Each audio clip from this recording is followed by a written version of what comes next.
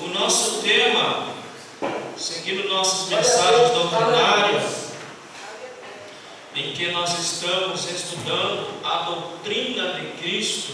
A última vez que eu preguei, eu falei sobre a certeza da salvação, que todo crente, ele precisa ter essa certeza. Amém, meus irmãos? Amém.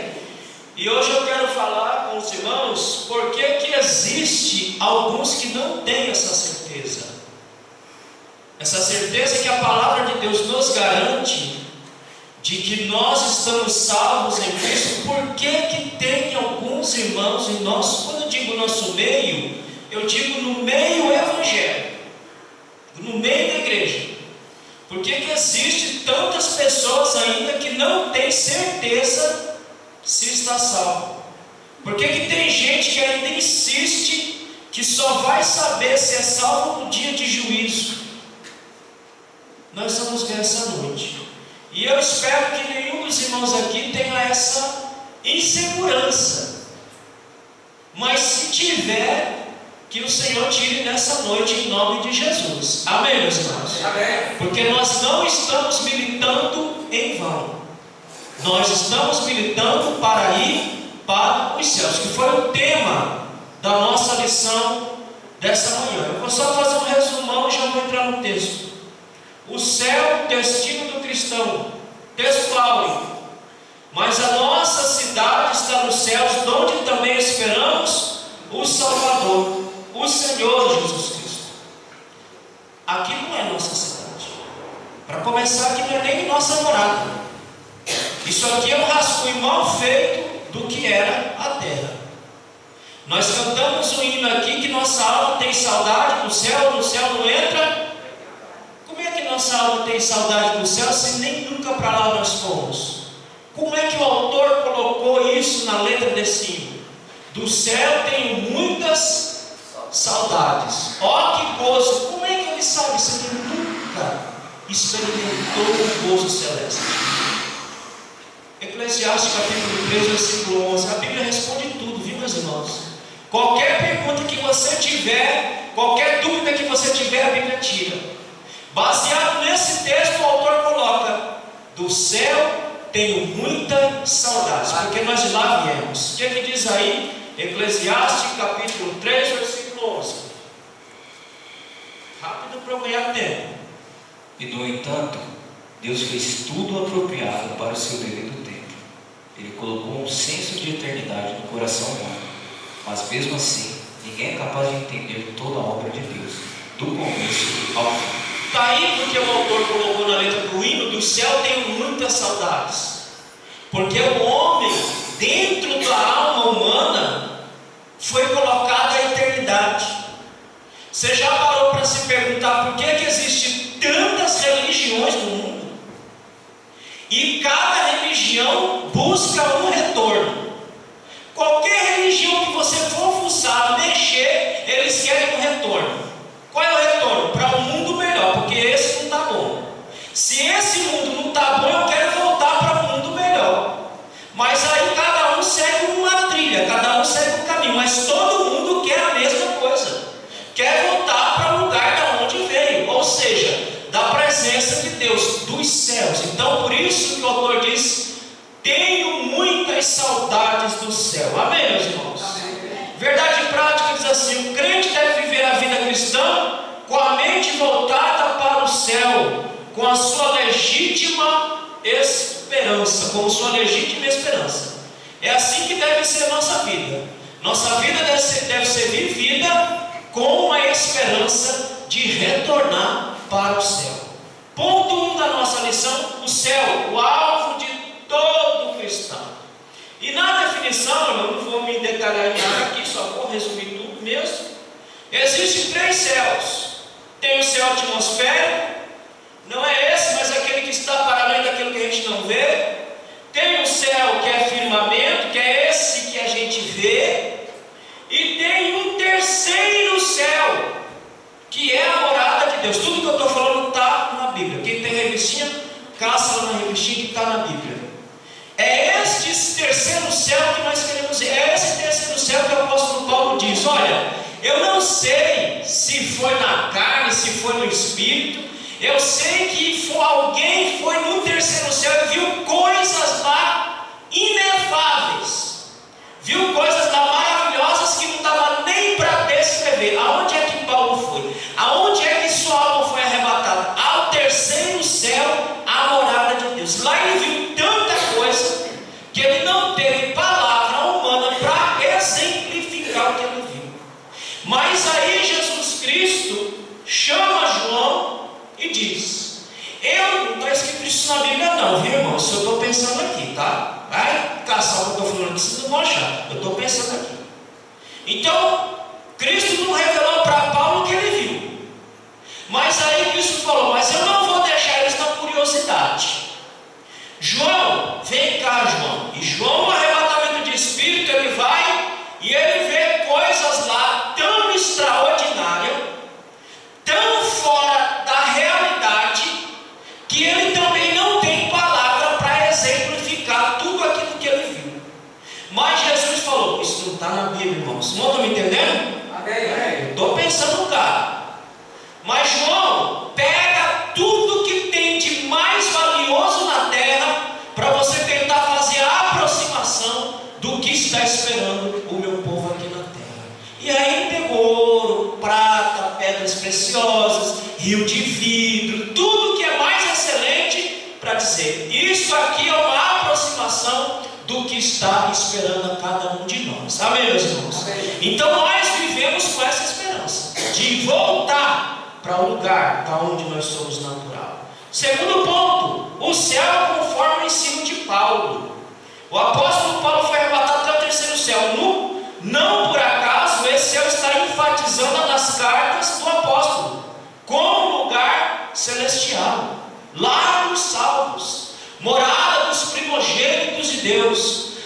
É aquilo que João diz lá em João capítulo 14, versículo 1 ao versículo 3. Jesus foi preparar morada para nós, e quando ele voltar, ele virá para nos buscar, para nos levar aonde ele está. Amém, meus queridos? Terceiro ponto, o alvo. Vamos ler só o texto. O alvo é o céu, Colossenses 3:2. Esse é o alvo cristão, irmão. Paulo falou: se minha fé se limitar só às coisas terrenas deste mundo, eu sou o mais miserável dos homens. Eu não presto nem para viver, se minha fé se limitar a isso.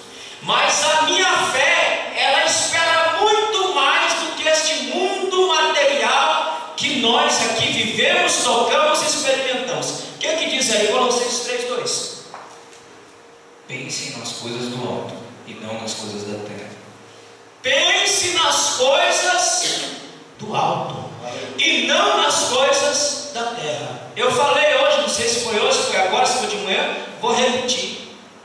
Se o crente tem a sua alma cheia das coisas dos céus, ele vai cumprir o que Paulo está dizendo aqui. Ele vai pensar nas coisas dos céus. A sua mente vai estar ocupada com as coisas do céu. Ainda que ele esteja nesta terra, mas ele está desejando, almejando, pensando e querendo as coisas dos céus. Mas se minha mente está na terra, então eu só vou pensar, só vou desejar, só vou buscar aquilo que é da terra. Por isso que Paulo diz: pense nas coisas que são dos céus. Segundo ponto, a descrição do céu segundo o livro do Apocalipse. O novo céu e a nova terra. Irmãos, se você pegar lá, isso lá na sua casa, não agora, Apocalipse, capítulos 6 em diante, está reservado tudo aquilo para aqueles que não pensam nas coisas do céu. Tudo que está lá, a partir do capítulo 6 até o capítulo 21, está reservado para aqueles que pensam nas coisas da terra. Mas no capítulo 19, 22 e por aí vai, tudo aquilo que está reservado para aqueles que estão pensando, buscando as coisas dos céus, é estar com o seu noivo. Amém, meus irmãos? Amém. Então, ele faz aqui, o autor faz aqui a ideia do novo, traz a ideia de uma nova forma, algo novo, algo que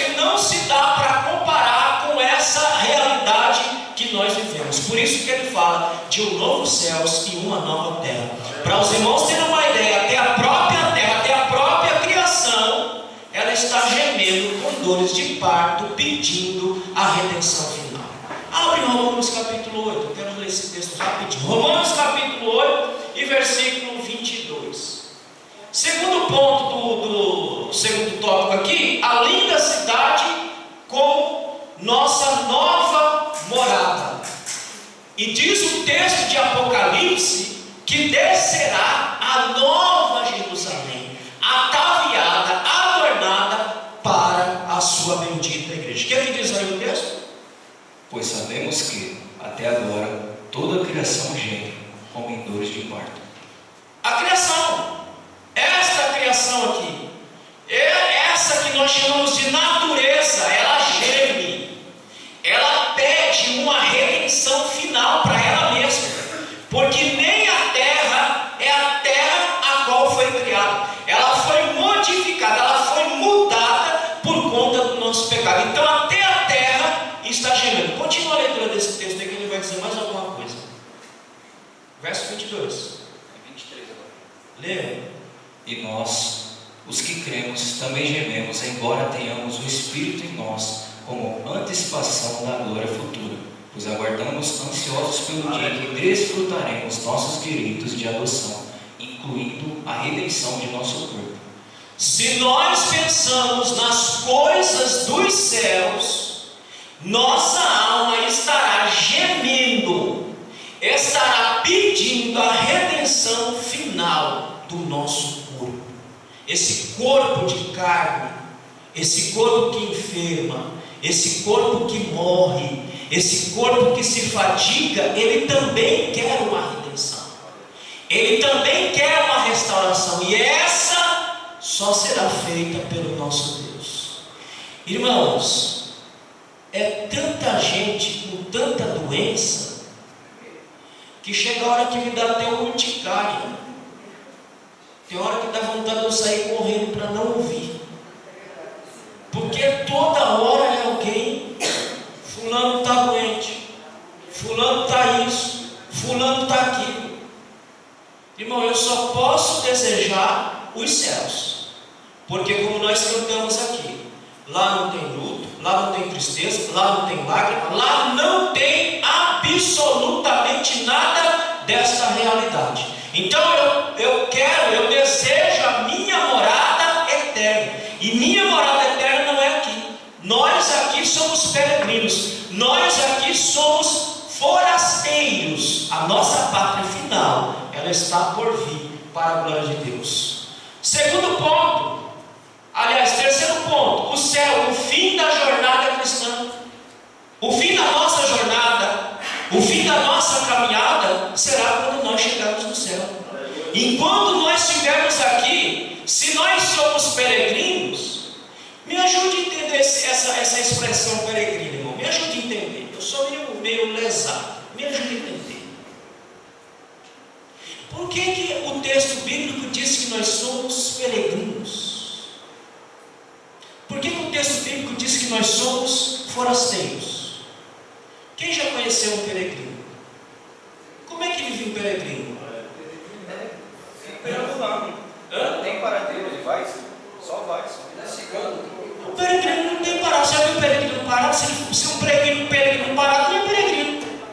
Ele é um morador, ele fixou o local. A Bíblia diz que nós não podemos fixar local. Nós não somos daqui. Enquanto nossa terra final não chegar, nossa morada final não chegar, nós temos que continuar andando, porque nós não somos desta terra. Nós estamos no mundo, mas não somos do mundo. Amém, meus irmãos? Nós somos peregrinos, forasteiros nessa terra. Por isso que a nossa jornada final é os céus. Amém? Primeiro ponto, estaremos onde Deus está. João 14:3. Por que nós aqui estamos ainda? Porque tem uma promessa em Mateus capítulo 28. Eu estarei com vocês. Quando se consumar, enquanto não se consumar, eu continuo com vocês. Então, se nós estamos aqui, é porque o Cristo está aqui por meio do seu Espírito. Porque a hora que nós somos nós vamos estar juntamente com Deus lá nos céus. Amém, meus irmãos? Segundo ponto, as lágrimas cessarão. Por quê? Porque no céu não entra sofrimento, irmão. Eu fico pensando, as pessoas falam assim: não, mas meu pai está lá no céu me olhando, minha mamãe, meu papai. Isso é para aqueles caboclos que não veio para Jesus ainda, e aqueles crentes que estão com a mente na terra ainda. Não, meu papai está olhando nada, irmão. Papai foi-se embora. Porque a Bíblia diz que os céus não é lugar do quê? Não é lugar de lágrima, não é lugar de tristeza, não é lugar de angústia, não é lugar de fadiga, não é lugar de nada dessa realidade que nós temos aqui. Então por isso que o autor diz: as lágrimas cessarão. Porque ninguém vai morrer, ninguém vai adoecer, ninguém vai se entristecer, ninguém vai se gasturar com absolutamente nada. Amém, meus irmãos? O céu como repouso eterno. Irmão, aqui eu tenho um recado a dizer, uma boa nova a dizer para aqueles que não gostam de trabalhar. Irmão, quem não gosta de trabalhar não vá não, fique aqui. Fique aqui. Porque o céu não é lugar de repouso. Quando a Bíblia usa repouso, ela não está falando da alma, ela está falando da carne. A carne repousou nas fadigas deste mundo, esta repousou. O céu não é lugar de ociosidade, irmãos. Acabei de falar para vocês: o corpo humano não foi criado para ociosidade. O corpo humano foi criado para o movimento. Por quê? Porque no céu não é lugar de ociosidade. Eu, quando era menos desprovido de conhecimento, eu achava que o céu era lugar de ociosidade completa, que nós subiríamos para o céu e ficaríamos lá feito anjo com asinha, voando, comendo das árvores para lá e para cá. Eu achava que era isso o céu, um lugar de ociosidade. Irmão, eu já vou logo avisar: se você não é fã do trabalho, fique por aqui mesmo. Porque o céu é lugar de atividade. Crente da luz divina, quando ouvir repouso, é a carne repousou, a carne descansou, a alma está em plena atividade diante do Senhor. Amém, meus irmãos? Amém. Ó, Apocalipse capítulo 19, versículo 1 a 8. O céu é lugar de adoração. Você já viu alguém adorar mudo? Você já viu alguém adorar parado? O céu é lugar de adoração. Segundo, serviço. O céu é lugar de serviço. Vamos ler esse texto rapidinho, eu já vou com a mensagem. Vamos ler. Apocalipse capítulo 19. Aliás, 19 não, Apocalipse capítulo 22, versículo 20 e versículo 3. O céu é lugar de adoração, o céu é lugar de serviço. Então quem não é fã do trabalho, não vá não, fica aqui mesmo. Pega uma redezinha, já fica tranquilo por aqui mesmo, quietinho, parado, porque lá você vai ter que se movimentar e não vai ser pouco não. Lê aí, Apocalipse 22, verso 3. Não haverá mais maldição sobre coisa alguma, porque o trono de Deus e do Cordeiro estará ali, e seus servos o adorarão. Eu não quero essa tradução não, pega a tradução mais fiel. Aí, quem está aberto aí, lê aí alguém? E aí nunca mais haverá maldição. Outro alguém, nela estará no trono de Deus e do Cordeiro, e os seus servos o servirão. Tem como servir parado? Tem como servir parado? Não. Lá é lugar de serviço. Lá é lugar de trabalho. Repouso, a carne repousa, porque ela cessa a sua atividade histórica. Mas a alma, quando sobe para Deus, essa está completamente consciente, adorando e servindo ao Senhor. Pode ler, Jefferson. Achou aí? Lê. É uma outra tradução. Lê. E nunca mais haverá maldição de Deus, e na cidade estará o trono de Deus e do Cordeiro, e os seus servos hão de prestar culto.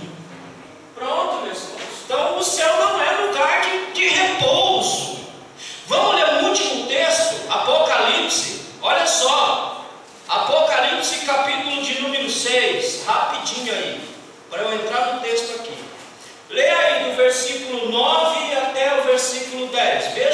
o céu é lugar de ociosidade. Aí porque os irmãos pensam, não, ele está descansando. Aonde? Não, ele está descansando, ele descansou. Aonde? Agora é que ele vai trabalhar, meu irmão.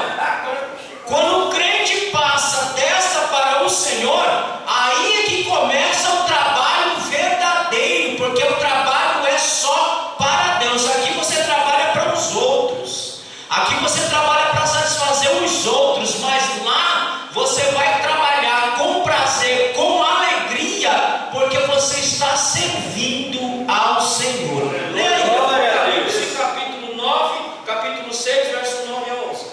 Leia, Quando o cordeiro abriu o quinto selo, e sobre o altar as almas de todos que haviam sido mortos por causa da palavra de Deus e por seu testemunho fiel, clamavam ao Senhor em alta voz e diziam: ó soberano Senhor, santo e verdadeiro, quanto tempo passará até que julgues os habitantes da terra e vingues nosso sangue? Aí tá bom.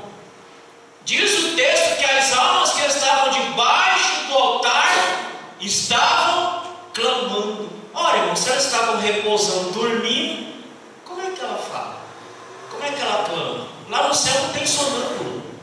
Ninguém sofre de sonambulismo. Lá no céu é um lugar de atividade consciente. Então, quando a Bíblia fala repouso, o corpo repousa, mas nossa alma repousa ativamente das atividades deste mundo aqui. Amém, meus irmãos? Então, o céu é o nosso destino final. Se você quiser saber mais, domingo que vem nós estamos aqui, se ele não vier, em nome de Jesus. Amém? Vamos para o nosso texto. Abra João capítulo 5, versículo 39. Irmãos, é grande a quantidade de pessoas no nosso meio. Quando eu digo nosso meio, eu digo a igreja em geral, que não tem certeza de sua própria salvação. É monstruosa, é gigantesca. Pessoas que esperam morrer para saber o que é que vai ser da vida dela, para onde é que ela vai. Que eu não sei se eu vou para o céu, se eu vou para o inferno, eu não sei, eu não tenho certeza. Eu só vou saber quando eu fechar os olhos. Na primeira mensagem dessa série eu falei que nós temos plena certeza de que já estamos salvos em Cristo Jesus. Amém, meus irmãos? Mas por que muita gente ainda não tem essa certeza? A gente vive num mundo de incerteza, irmão. No mundo ninguém tem certeza de nada. O mundo hoje vive numa insegurança tão grande, numa incerteza tão grande, que ninguém sabe o dia de amanhã. Aliás, nunca o homem conseguiu projetar o seu amanhã. O interessante é que quando entra, não sei se você precisa saber não, só para contextualizar mesmo. Quando chega no século XVII, XVIII e XIX, nasce uma esperança na alma humana de que o mundo ele entraria numa melhora pelo processo de evolução do próprio homem. O próprio homem trabalharia de tal ponto que o mundo melhoraria, o mundo estaria melhor. Aí vem a Revolução Francesa, vem o Renascimento, vem o Iluminismo, vem o racionalismo, vem tudo isso com essa ideia. O mundo vai melhorar com o progresso humano. Mas a primeira decepção de que o homem não dá conta do amanhã acontece em 1914, quando estoura a primeira grande guerra mundial, em que as nações se voltam contra as outras e a Europa, não é quase toda ela dizimada. Mas muito bem, vamos continuar, foi só um acidente de percurso. Nós vamos melhorar, nós vamos evoluir. Em 1917 acaba a primeira guerra e o homem começa com aquela ideia. Irmão, olha, não guarde nada mesmo na sua alma não, porque a Alemanha, ela saiu derrotada da primeira grande guerra. Ela não somente saiu derrotada, como ela saiu humilhada. E ela ficou, faz uma continha rápida para mim aí, 1917 a 1939, quantos anos são? De 1917 a 1939, quantos anos está aí? 1917. 17 para 1939, quantos anos dá? Só para vocês terem uma ideia como é ruim guardar coisa dentro da gente. 21? 21? Não. 22. 22 anos. Primeira Grande Guerra acontece em 1914 a 1917. A Alemanha sai derrotada desta guerra. Quem é que estava lá nesta guerra? Hitler. Hitler era um soldado raso nessa primeira guerra. Ele sai derrotado, ele sai humilhado. E esse homem, durante 22 anos, ele guardou ódio, raiva, mágoa no coração, na alma. E quando chega 1939, que ele sobe como o primeiro-ministro, o chanceler da Alemanha, e ele faz tudo o que nós vemos ele fazer ao longo da história. Quase 6 milhões de judeus ele conseguiu matar para tentar exterminar o povo. Tudo isso porque ele guardou essa mágoa no coração. Mas cadê a esperança de que o mundo melhoraria? Aí nós chegamos na Segunda Grande Guerra Mundial. Frustrou de vez a ideia de que o homem, pelo próprio homem, daria conta da sua própria situação. Ou seja, a incerteza, a insegurança de lá para cá só foi crescendo, crescendo, crescendo, crescendo, crescendo. E não é diferente quando nós falamos do Evangelho. Não é diferente quando nós falamos da palavra de Deus, em que alguns crentes não têm convicção de salvação. Vocês já conheceram crente assim, irmãos? Sim ou não? Você conversa com ele, e aí, meu irmão? Se tu morrer agora? Ah, irmão, eu sinceramente, eu não sei não. Isso que tem que saber é Deus. Não, eu tenho que saber. Nós já aprendemos isso. Agora, o que leva esse tipo de crente a não ter certeza, convicção da sua salvação? Vamos ler. Romanos, capítulo 3, versículo 19 a 23. Primeiro, qual é a primeira resposta que nós temos para essa pergunta? Não tenho certeza da minha salvação. Qual é a primeira resposta que nós temos aí? Leia aí, Romanos capítulo 3, verso 19 a 23. Eu vou rápido porque minha hora está indo embora. É evidente que a lei se aplica àqueles a quem ela foi entregue, pois seu propósito é evitar desculpas e mostrar que todo mundo é culpado diante de Deus. Vamos por partes iguais. A primeira resposta que nós temos, por que eu não tenho certeza da minha salvação, é porque nós temos um falso conceito de salvação. Você já parou para conversar com as pessoas e pergunta: por que tu não vem para Jesus? Não, porque eu primeiro tenho que me aceitar, eu tenho algumas coisas para acertar, eu tenho algumas coisas para consertar. Mas irmão, o ser humano por si só não consegue operar sua própria salvação. A Bíblia diz que ele faz um convite: pode vir do jeito que você está, do jeitinho que você está, pode vir. Porque quem vai consertar, quem vai tirar as mazelas, quem vai tirar as misérias é Cristo. Então alguns caem aqui dentro, não desenvolvem o conceito correto de salvação. Aí tem aquele conceito de salvação por obras, irmão. E quem está buscando salvação por obras nunca vai ter certeza da sua própria salvação, porque na obra nossas obras são falhas, nossas obras são más, nossas obras são vazias. Não dá para ter certeza se eu tiver um falso conceito de salvação. O que diz mais aí? No 20. Pois ninguém será declarado justo diante de Deus por fazer o que a lei ordena. A lei simplesmente mostra quantos somos pecadores. Pronto! A função da lei só é essa: mostrar a minha pecaminosidade e mostrar a santidade deste Deus, e mostrar para nós não somente a nossa pecaminosidade, não somente a santidade de Deus, mas também mostrar para nós a nossa necessidade de um Salvador. Irmão, quando eu desenvolvo o conceito certo de salvação, que a minha salvação ela se dá somente por Jesus Cristo, então a certeza ela implanta, ela entra na minha alma, e eu continuo a minha jornada convicto de que eu já estou salvo em Cristo Jesus. Amém, meus irmãos? Porque não somos nós que operamos nossa salvação. Irmão, você pode fazer o que você quiser. Você pode vender vender seus bens, dar para os pobres, você pode fazer o que você quiser. Ninguém opera a sua própria salvação. A nossa salvação se dá por mera graça de nosso Senhor Jesus Cristo. Amém, meus queridos? Então, por que alguns não conseguem ter certeza? Porque desenvolveu um conceito equivocado de salvação. Segundo, abra aí, João capítulo 3, versículo 3 e versículo 4. Esse texto todos nós conhecemos de fato. Segundo ponto, por que existe tanto crente no nosso meio que não tem certeza da própria salvação? Leia aí, João capítulo 3, versículo 3 e 4. Jesus respondeu: eu lhe digo a verdade, quem não nascer de novo não verá o reino de Deus. Como pode um homem velho nascer de novo? Perguntou Nicodemos. Acaso ele pode voltar ao ventre da mãe e nascer uma segunda vez? Já vai para outro texto aí, 1 Coríntios capítulo 2, verso 14. Segundo, por que tem muita gente que não tem certeza de sua própria salvação?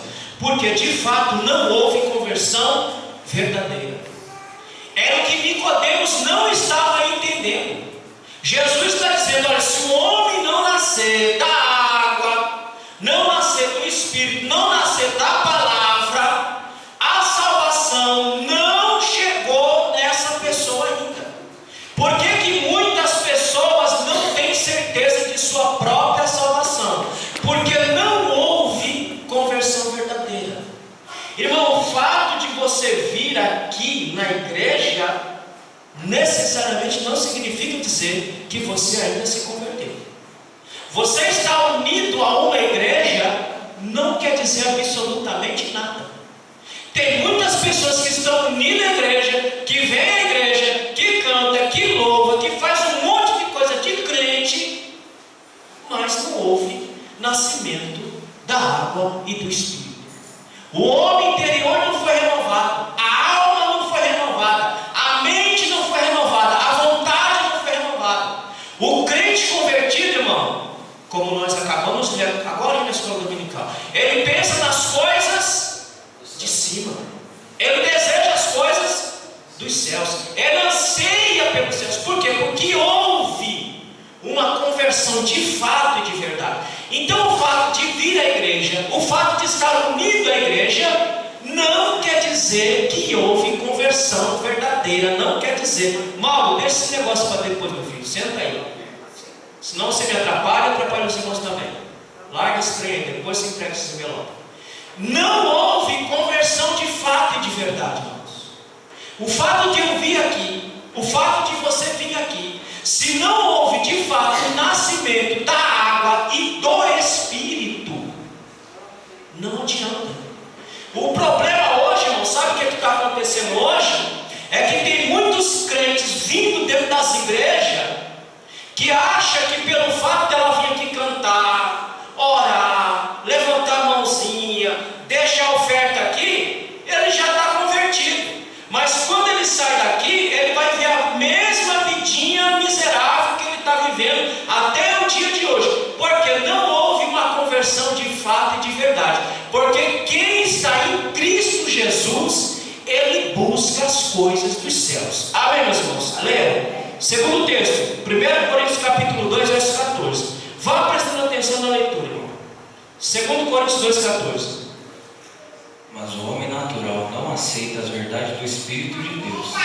Elas lhes parecem loucura, e ele não consegue entendê-las, pois apenas quem é espiritual consegue avaliar corretamente o que diz o Espírito. Já percebeu como é difícil conversar com algumas pessoas? Como é complicado você conversar com alguns irmãos? Você está falando, você está explicando, mas não entra na cabeça dele, não entra na alma dele. Por quê? Porque não nasceu de novo, irmão. Não se converteu de fato e de verdade. E a Bíblia está dizendo que o homem natural não compreende. E não somente não compreende, como não aceita as coisas espirituais. Continua a leitura aí. Verso 15. Quem é espiritual pode avaliar todas as coisas, mas ele próprio não pode ser avaliado por outros. Quem é espiritual compreende. Quem é espiritual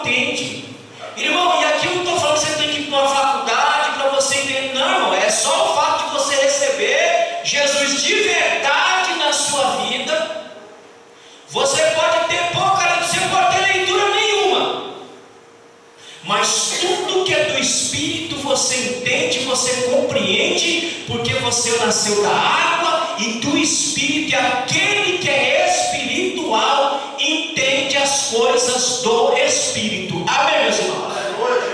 Agora, quando tu pega o crente e você está falando,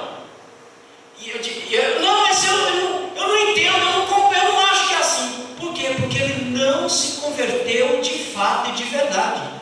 Então não adianta você querer fazer ele entender aquilo que está no âmbito do Espírito, que ele não vai entender. Por quê? Porque ele ainda está no velho homem, ele não nasceu ainda. Então para ele é difícil entender as coisas do Espírito. Irmão, eu não precisei ir para um banco de seminário para entender a palavra de Deus. Não precisei. Porque a Bíblia diz que se eu tenho o Espírito de Deus, e o Espírito de Deus testifica que eu sou filho de Deus, a simples leitura que eu fizer da palavra de Deus, esse Espírito que está em mim, ele vai me abrir a mente para eu entender e compreender a palavra do Senhor. Amém, meus irmãos? Tem coisas difíceis de ser entendidas aqui? Tem sim. Mas para a salvação, irmão, o crente bateu o olho, pode ser o crente mais simples, o Espírito já está dentro dele. Ele está lendo e está entendendo, ele está lendo e está compreendendo. Por quê? Porque o Espírito está ali, e diz a Bíblia que Deus não é Deus de confusão, e ninguém ele deixa confuso, meus irmãos. Você pegar um crente que está confuso, é porque ele não está em Deus ainda. Você pegar um crente que não entende absolutamente nada, eu não entender alguma coisa ou outra, é normal. Eu mesmo, eu não entendo tudo. Tem coisa que eu preciso estudar, tem coisa que eu preciso buscar alguém que tenha mais conhecimento que eu, para que eu possa entender. Mas quando eu pego a minha Bíblia e começo a ler os Evangelhos, eu começo a entender, porque o Espírito está abrindo a minha mente para eu entender, para eu compreender a sua santa palavra, porque ele não deixa ninguém confuso. Amém, meus irmãos? Amém. Então, se tu pegar o que ele diz, eu estou confuso, eu não sei, ora por ele. Ora e faz o apelo. Diga, meu filho, eu vou orar por você e vou fazer um apelo para você receber Jesus de fato na sua vida, para que o Espírito entre aí e você passe a entender as coisas do Espírito. Amém, meus irmãos? Abra em Marcos capítulo 10. Terceiro ponto. E tem mais, hein? Mas você já conversou com um pecador e falou assim, mas você é um pecador, mas ele te joga na cara, mas eu não roubo, eu não mato, eu não estrupo, eu não faço isso, eu não faço aquilo. Então, qual é o meu pecado? Continua sendo um pecador. Uma melhoria moral não é sinal de conversão, irmão. Melhoria moral, até o pior bandido pode ter. Eu trabalhei com um encarregado cadeieiro. Ele era cadeieiro, era bandido louco, doido, maluco da cabeça, bandidão mesmo.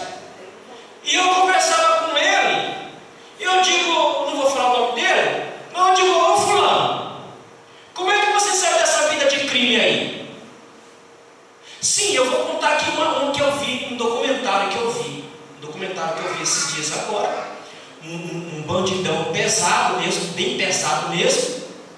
Ele fazia parte da facção do PCC, e ele decidiu sair, aí virou dedo duro, ele começou a delatar tudo, começou a falar tudo.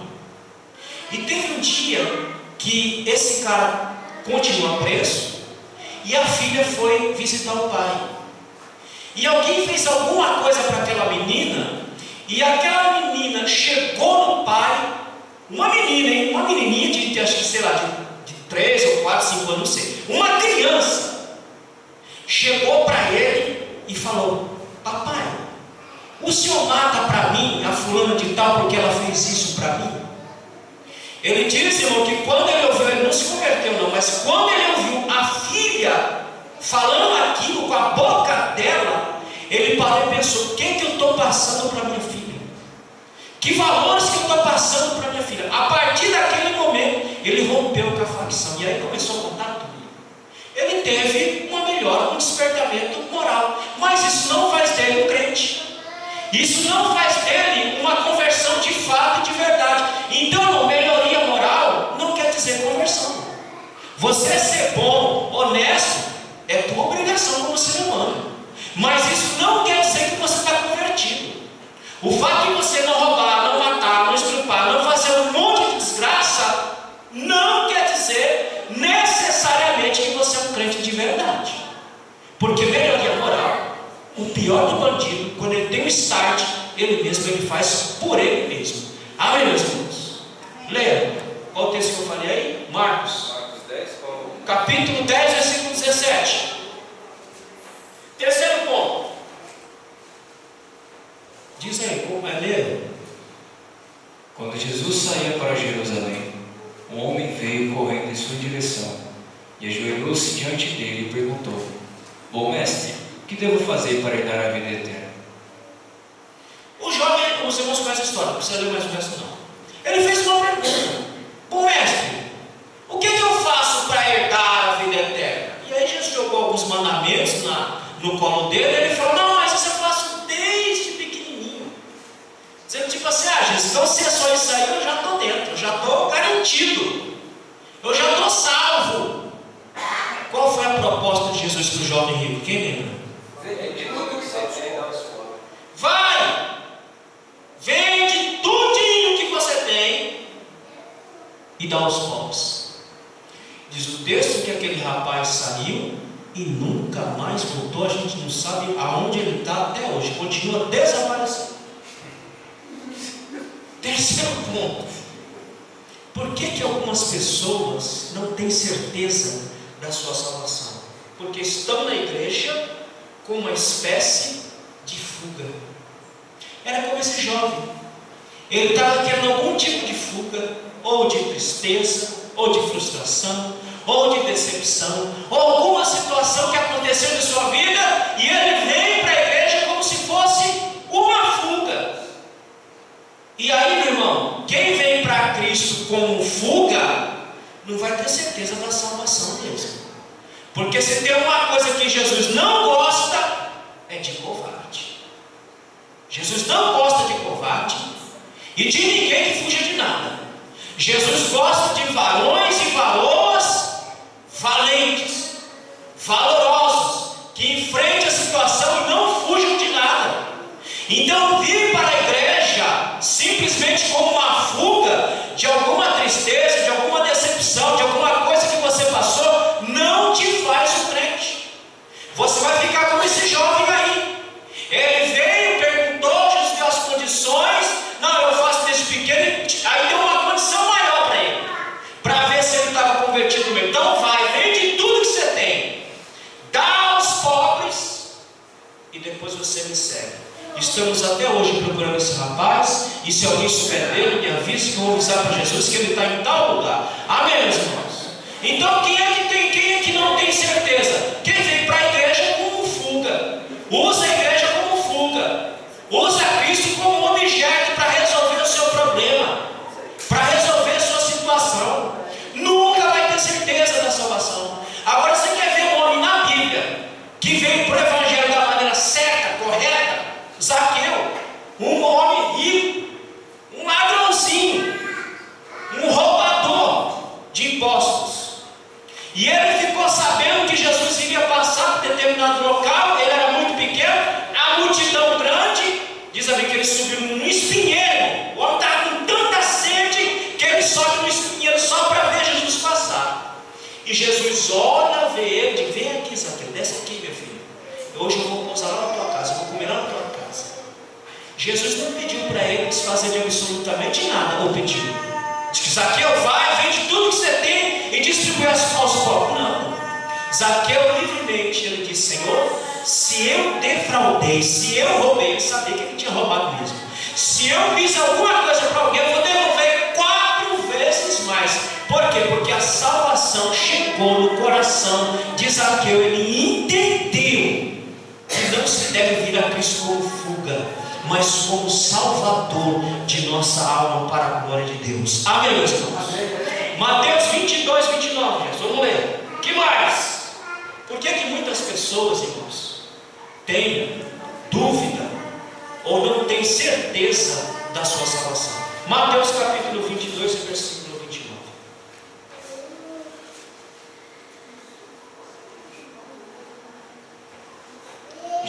respondeu: o erro de vocês está em não conhecerem as Escrituras nem o poder de Deus.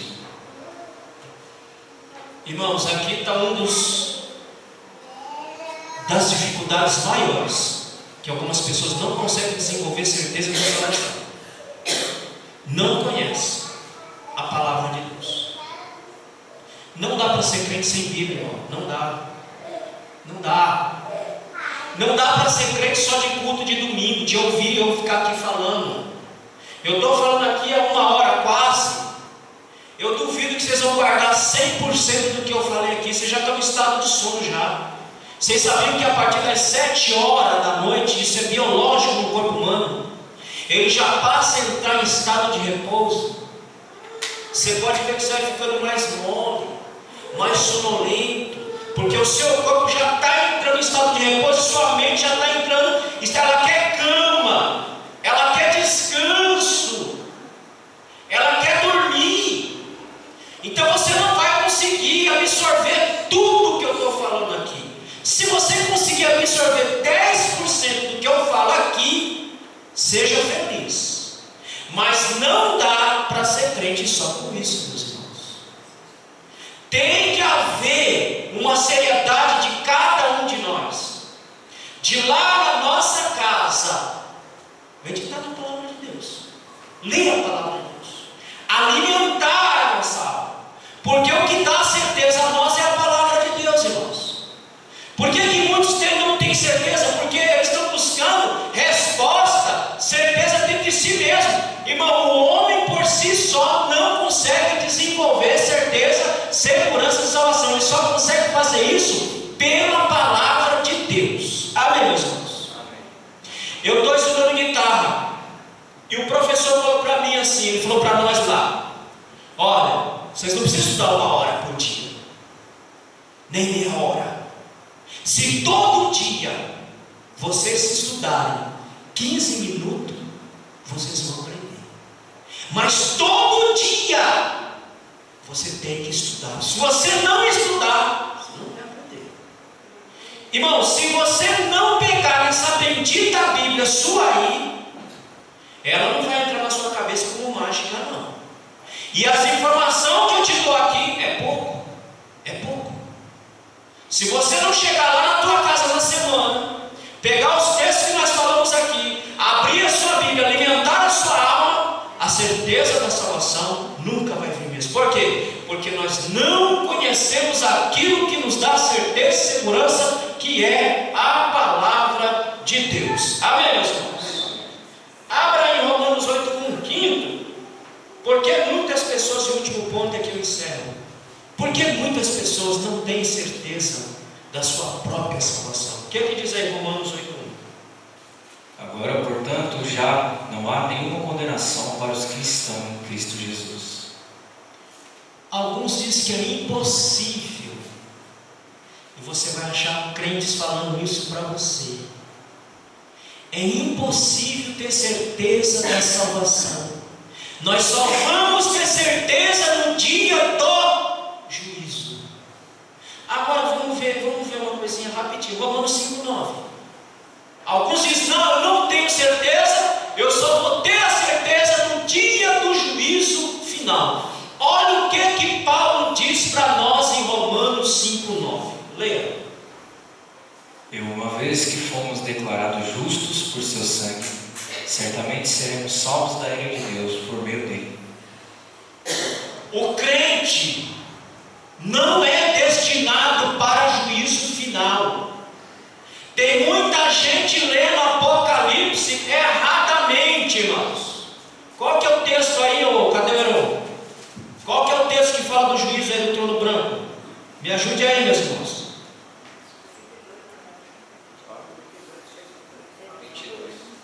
20. Espera que nós vamos ver já. Alguns dizem: não, eu só posso ter certeza no dia do juízo final. Lê mais um texto aí de Tessalonicenses, capítulo 5 e versículo 9. Paulo já diz: ele não nos destinou para a ira. O juízo final é dia de ira, é dia de condenação, não é dia de absolvição. O que diz aí? 1 Tessalonicenses, capítulo 5 e versículo 9. Pode ler. Porque Deus decidiu nos salvar por meio de nosso Senhor Jesus Cristo, em vez de derramar sua ira sobre nós. Nós não receberemos o juízo da ira divina. Alguns não conseguem ter certeza da salvação, porque dizem que só vão ter certeza no dia do juízo final. Juízo final é condenatório. Agora, para encerrar, Apocalipse capítulo 20 e versículo de número 11, diz assim: E vi um grande trono, e o que estava sentado sobre ele, de cuja presença fugiu a terra e o céu, e não se achou lugar para eles. Preste atenção a partir do versículo 12. E vi os mortos, grandes e pequenos, que estavam diante de Deus, e abriram-se os livros, e abriu-se outro livro, que é o da vida, e os mortos foram julgados pelas coisas que estavam escritas nos livros segundo as suas obras. A Bíblia diz que nós que estamos em Cristo ressuscitamos com Cristo. Juízo final é para quem está morto nos seus delitos e pecados, e não é o nosso caso. Amém, meus irmãos? Amém. Agora olha só o versículo 13. E deu o mar os mortos que nele havia, e a morte e o inferno deram os mortos que neles havia, e foram julgados cada um segundo as suas obras. E a morte e o inferno foram lançados no lago de fogo. Esta é a segunda morte. Você viu aí alguma parte dizer: e o céu deu os seus mortos? Porque quem está em Cristo Jesus já passou da morte para a vida, em nome de Jesus. Amém, meus irmãos? Então tenha plena convicção de que você está salvo em Cristo Jesus. Mas para isso, você precisa desenvolver um conceito correto do que é salvação. Você precisa vir para a igreja, não como fuga, para fugir de problemas, de tristeza, de situações. Vir para a igreja por amor a Cristo e por querer a Cristo. Quarto, exerça a fé. Irmão, Romanos capítulo 10 diz que a fé vem pelo ouvir, e ouvir a... Quem gosta de ouvir profecia aqui? Sim, amém? É bom, não é bom? Ouvir Deus falar? Essa semana você teve alguma profecia? Alguém te profetizou alguma coisa? Sim ou não? Pois se você quer, a partir de hoje, ouvir profecia da parte de Deus, pega a tua Bíblia e leia em voz alta. Deus vai falar com você e vai profetizar para você. Amém, meus irmãos? Amém. E você não vai ficar com dúvida, não. Mas será que foi Deus mesmo? Ora, irmão, leia em voz alta. E é Deus falando, é Deus profetizando para a tua vida, em nome de Jesus. Amém? Eu não vos destinei para a ira, mas para a salvação em Cristo Jesus. Saia daqui com essa certeza e desenvolva a tua fé pela palavra de Deus, e somente pela palavra de Deus. Amém? As palmas para você.